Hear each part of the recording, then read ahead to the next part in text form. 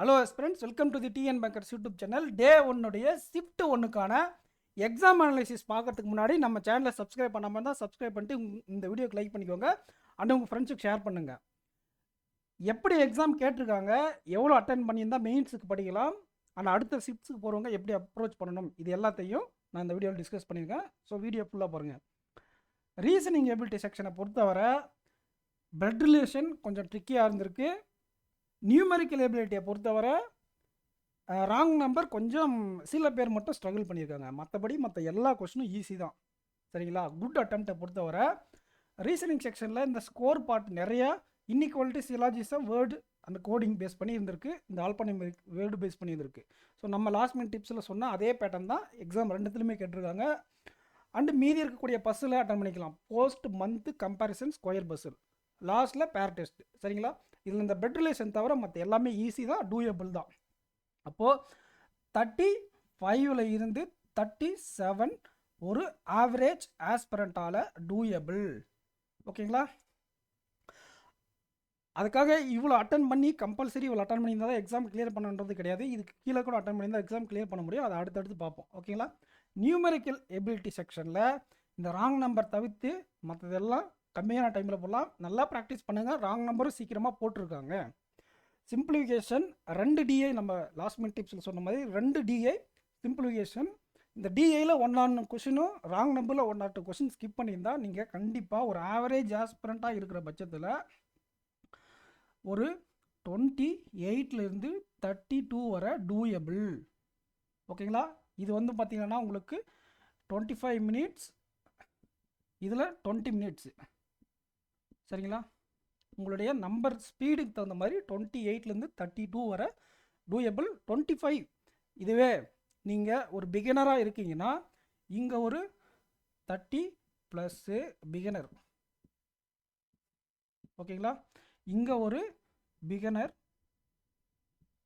வந்து ஒரு 25 ப்ளஸ் இந்த ரேஞ்சில் அட்டன் பண்ணியிருந்தாலே நல்ல அட்டெம்ப்ட் தான்.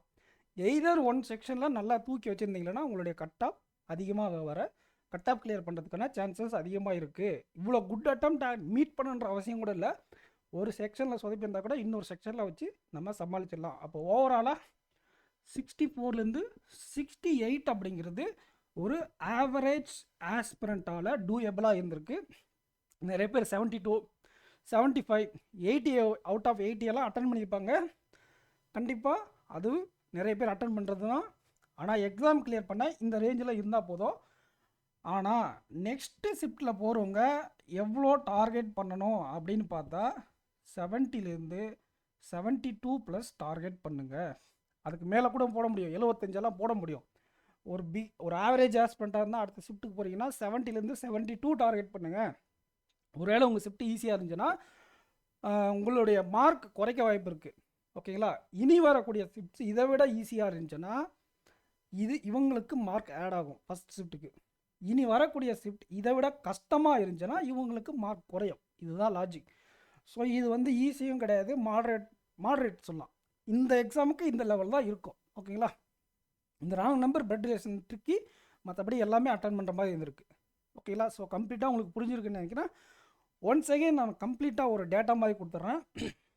ரீசனிங் எபிலிட்டி செக்ஷனில் பிளட் ரிலேஷனும் நியூமெரிக்கல் எபிலிட்டியில் ராங் நம்பரும் கொஞ்சம் ட்ரிக்கியாக இருந்திருக்கு. அதை தவிர எல்லாமே டூயபிளாக இருந்திருக்கு. 2 டிஏ கேட்டிருக்காங்க. ஓகேங்களா? ஸோ அட்டம்ப்ட்ஸை பொறுத்தவரை ஒரு ஆவரேஜ் ஆஸ்பிரண்ட் 35 37, ஒரு பிகினர் 30 ரீசனிங் அட்டன் பண்ணியிருந்தால் நல்ல அட்டம். நியூமெரிக்கல் எபிலிட்டியில் 28 32 ஆவரேஜ் ஆஸ்பிரண்ட்டும், பிகினர் ஒரு 25 ரேஞ்சில் அட்டன் பண்ணியிருந்தால் குட் அட்டம். ஓவராலாக ஒரு ஆவரேஜ் ஆஸ்பிரண்ட் 64 68 அட்டன் பண்ணியிருந்தால் நீங்கள் தாராளமாக மெயின்ஸுக்கு படிக்கலாம். ஒரு பிகினராக இருந்தால் 60 62, ஒரு பிகினராக இருந்தால் உங்களுக்கு 60 62 அட்டன் பண்ணியிருந்தாலே நிறைய வாய்ப்பு இருக்குது. மெயின்ஸுக்கு கட் ஆஃப்லாம் ரொம்ப குறையவும் வாய்ப்பு இருக்குது. அதுக்குன்னு அடுத்த ஷிஃப்ட்டுக்கு போகிறவங்க கொஞ்சம் மனம் திறந்து போகக்கூடாது. கம்மி அட்டம்ப்ட் டார்கெட் பண்ணக்கூடாது. 70 72 டார்கெட் பண்ணிட்டு போங்க. ஸோ நார்மலைசேஷன்லாம் கன்சிடர் பண்ணிவிட்டு எப்போவுமே ஐ அட்டம் கொடுக்க பாருங்கள். ஒரு சில நேரங்களில் 7 மார்க் 6 மார்க்லாம் குறைச்சி நிறைய பேர் பாஸ் பண்ண முடியாமல் போயிருக்கு.